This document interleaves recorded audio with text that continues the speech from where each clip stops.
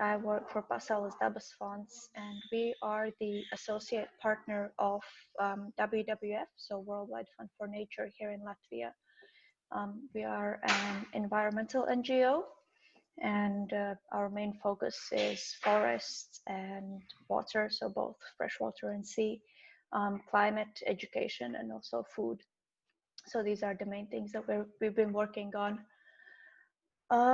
In response to kind of the main environmental challenges that we see for our rural areas, I think, of course, the biggest one is the loss of biodiversity.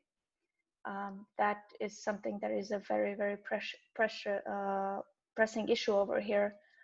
And I think one of the big problems is that there is a strong lobby against the biodiversity strategy and its implementation here in Latvia. And at the same time, we have groups from the other side pressing for a more intensive use of resources. So for example, in our forestry sector, which is a big part of our rural areas over here. And then the other big issue that we see is kind of the implementation of the Green Deal together with the cap, unfortunately. I think this is something that we are worried about is not going to go hand in hand, but rather go against each other when it comes to implementation. What we would like to see from the Green Deal is somewhat more transparent and fair support for the business sector, both direct and indirect support.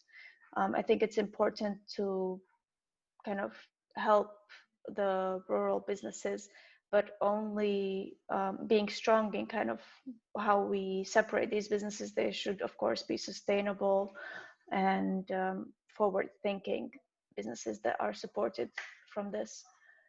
And I think also a big thing for us, of course, is that it becomes a regulatory framework with high environmental standards also. So these legally binding targets that have been mentioned for protected areas and so on, that this is something that we would like to see from the Green Deal being implemented in rural areas and in the coming future. So thank you.